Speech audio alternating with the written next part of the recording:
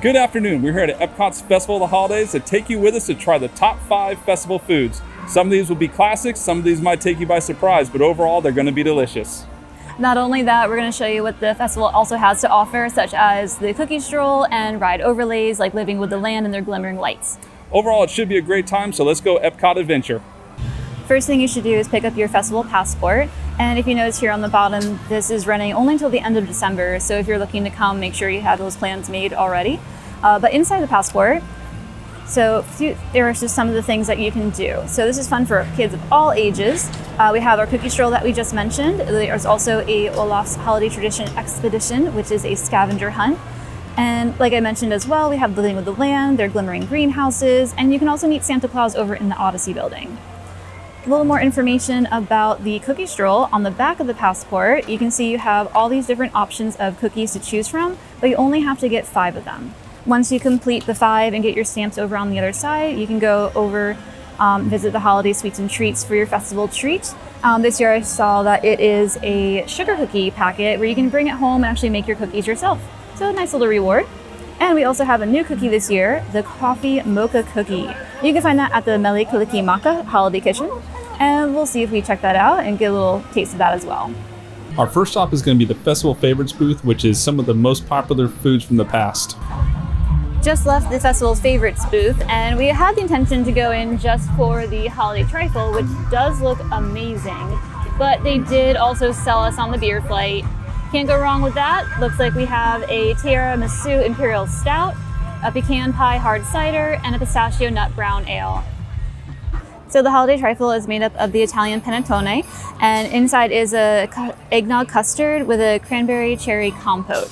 It looks really good, and I like the portion size. This is actually really large, so easy to share and split with someone, but I'm excited to taste it.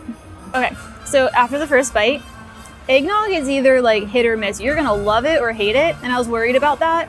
This is the perfect amount of eggnog. I'm good for maybe like 1 glass of it a year. It's really good. I definitely recommend it. I understand why it is a holiday favorite or a festival favorite, and I'm glad they brought it back, and it definitely owns its spot at that booth.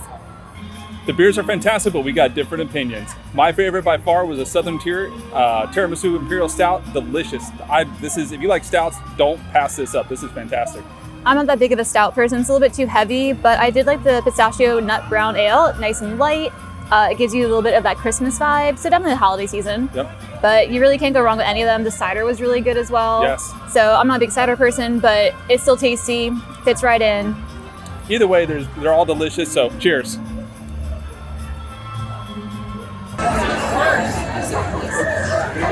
One thing that's new this year is that Epcot added in this gingerbread spaceship Earth, which is, I think, pretty impressive. I love the design of it. It actually has a show every 15 minutes where some music comes on and it all lights up. Really good addition. There are 11 hidden Mickeys here, 1 for each country, so I thought that was pretty clever. Only found 9, so I don't know where those other 2 are, but they're hidden pretty well.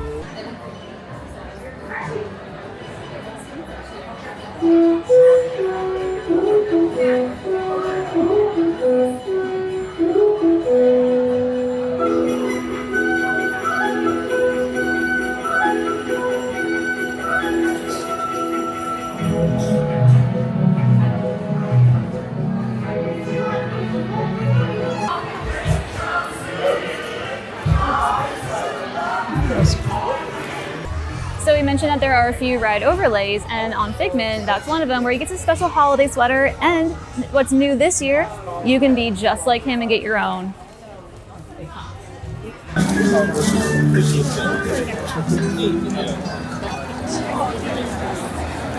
We're here at the Yukon Holiday Kitchen to pick up the beef bourguignon. The seared salmon is good, but the beef bourguignon is what we come back to year after year, and that's why it's one of our holiday favorites. So this is the beef bourguignon, and it's not much to look at, but it is delicious, I promise you. So let's dig in and give it a try.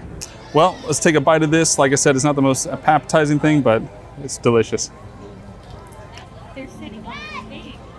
Oh yeah, that's the good stuff. So savory, so delicious. The mashed potatoes, the beef, this is just 100% the way to go when you come here, especially if it's any cold outside.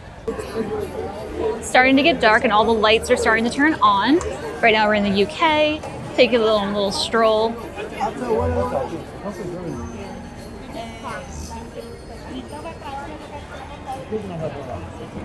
Once it gets darker, it's going to look more magical, where you can really see all the lights popping on the garland, on these light poles.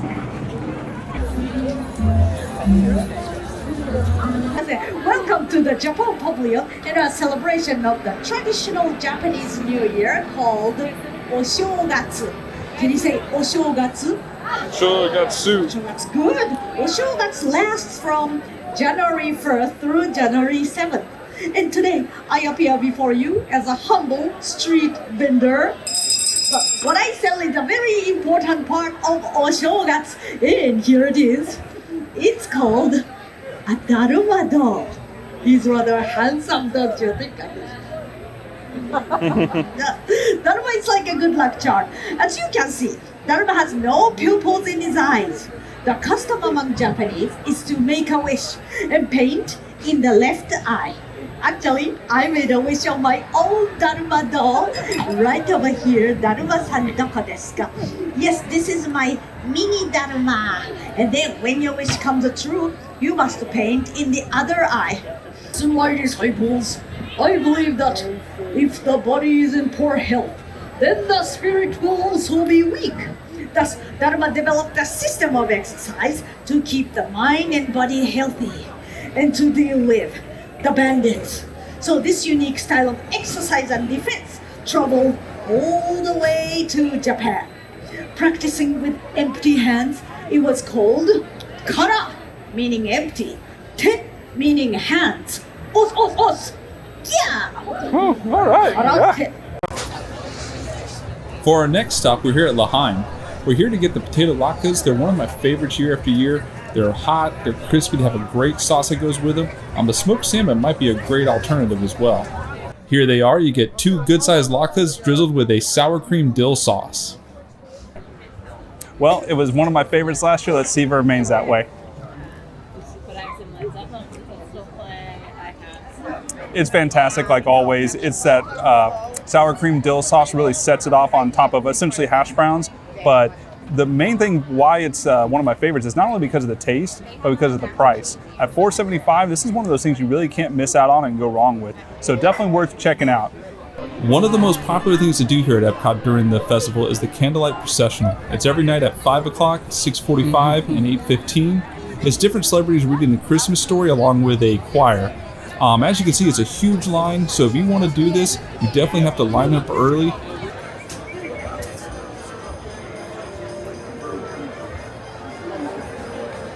For our next stop, we're here at Bavaria to get the cheese fondue. This is always one of my favorites. It really hits the spot when it's cold, but also if you've never had it, definitely try the Glühwein. It's not my favorite thing, but I think everyone should try it at least once. Here it is. It's a good-sized bread bowl with some vegetables to dip in, so hopefully it's going to be delicious. All right, let's go ahead and for that first bite and see what it's about. Nice and gooey.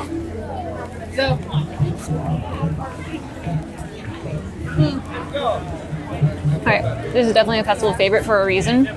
The cheese is amazing. It kind of reminds me of like a beer cheese.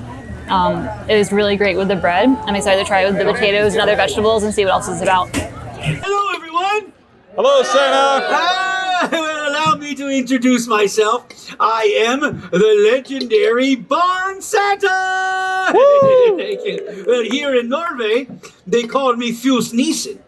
You see, sometimes people, they can't see me, so they don't think I exist.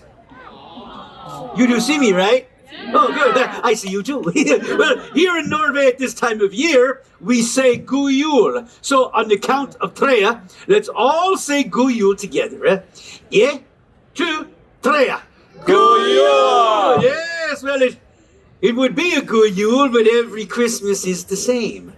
Sigrid, who's on her way out here right now, well, she can't see me, so she doesn't think I exist. Say, if you'll allow me to take the liberties of using a little magic and mischief to help Sigrid with her story, who knows, huh? Maybe this year, she just might believe. Yes.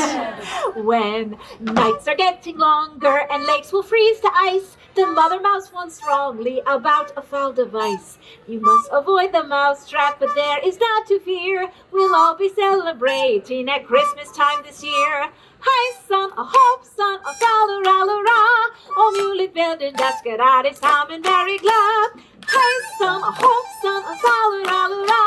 Om julekvällen där ska allesammans vara glad. The Father Mouse says that it's time to take a nap and dream of the Yuletide and not that awful trap. While Father Mouse is keeping watch, the children try to sleep. They hum some Christmas carols instead of counting sheep. Everybody, Hi-dee-ho, do a toodle-la-doo. A Merry Christmas season is good for me and you. Hej son och hoppsan och fallerallera. Och julekvällen där ska allesammans vara glad. to you, everyone! That was perfect. Hi-dee-ho, do a toodle-la-doo. A Merry Christmas season Someone is is good very for excited me to and you. Hej Yes, but, son och the hoppsan song och is over now. fallerallera. It is Och over. julekvällen där ska allesammans Over. Oh, excuse me. They are visited by Santa Claus, but on our farms, many families like mine still celebrate the tradition of the Christmas Misa, which is like a Christmas gnome. Now, there are two. There's Julenissen, who visits our children on Christmas Eve to bring them gifts, and there is also Fjusnissen, who lives in the haylofts of our barns. Now, it is said that this Fjusnissen, also known as the Barn Santa, is one of many wonderful, yet strange, little elves who are the guardians of our farm animals, hello, and of our welfare. And actually, well, a lot of people believe that he looks a lot like this silly little stuffed toy right here. Look at him, huh? Oh, he's so cute! He does not exist! Unless they do exist, and are therefore very clever and mischievous indeed. Christmas? In Norway is my favorite time of year! Yes, there are festive decorations! Like these over here. And the smell, yes. The smell of holly cookies fills the air. But here's the best part. In Norway, we have a tree day celebration. Toodle-la-doo! That's right. We like to celebrate with a party. We like to party. We like to party. We like to toodle-la-doo. Listen, I'm going to tell you all just like I told my best friend Marta all those years ago, okay? This barn Santa, no. He does not exist! Oh, it's you! It's me! It's him! I'm him! It's the barn Santa! We just got done watching two different storytellers here, and definitely hidden gems here at Epcot. We've gone past them in previous visits, and we just never caught them at the right time and never really made it a point to watch them, and that was a mistake on our end. These are definitely worth stopping. Yeah, I really like that. It makes it feel like old school Epcot. So Epcot's all about learning different cultures and saving up all that history, and I feel like this is that. So I really love that the festival brought that back, and you can actually learn different cultures and see what Christmas is like in all these different countries. No, very informational. They're about 10 to 15 minutes per show, kind of depends on each one, but I think it's worth planning out and seeing which ones might interest you and which cultures might interest you, but definitely worth planning ahead. And, we only got maybe 5 or 10 minutes early to get like front row, so worthwhile, but we're going to keep on going and see what other special things we can find.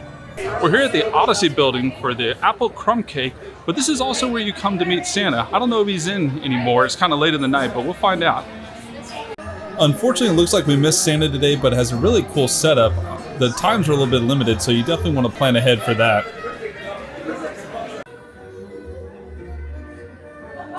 I'm not going to say that we're saved the best for last, but this is definitely one of my top favorites here. Let's take a bite.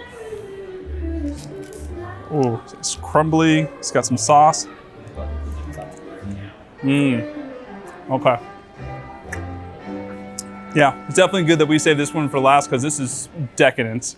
Lots of cinnamon, lots of coffee cake, just the caramel. Overall, you'd have to be crazy not to like this. So that's why they keep bringing it back, and that's why we keep getting it every year. We only got the apple caramel crumb cake, but I wanted to show you guys the menu because this is the place to go if you have any type of sweet tooth. All the stuff looked really good.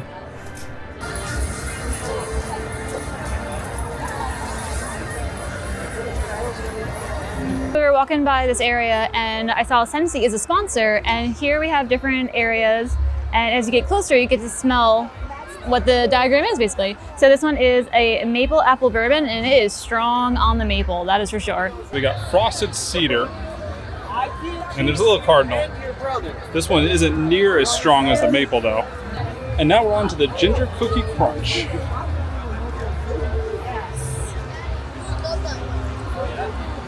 Yeah, you can definitely smell the gingerbread and the peppermint. These are really fun. And for our last is the clove and cinnamon.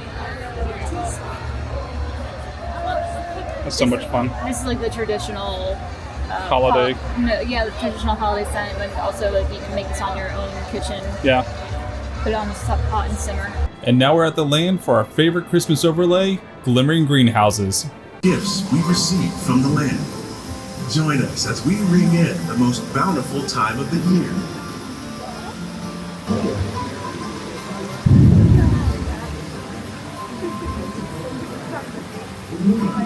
Here helps spice up the holidays.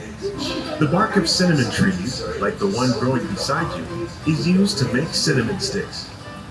Do you like eggnog? You can thank nutmeg for its signature taste. That's going to be it for us tonight. We tried to show you some of the festive things they have here, along with show you some of our favorite foods. We showed you those foods based on what we think are the best flavor and values as well. So, Jen, what was your favorite? I have to go with the beef bourguignon. It was just, I know, you can't go wrong with it. It's savory. It has every single flavor you would want.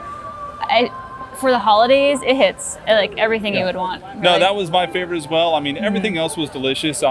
I think the apple caramel cake was my second favorite. If I had to choose. I'm gonna go with the holiday trifle. I forgot about that. Yes, that was delicious. It was just really good. It had a strong start. Yeah. Yeah. No, but everything we showed you, like you said, our top 5. So I definitely would recommend any of those or anything else that you see on the menus that spark your interest. Give it a try. It's always good to try something new too. Yep.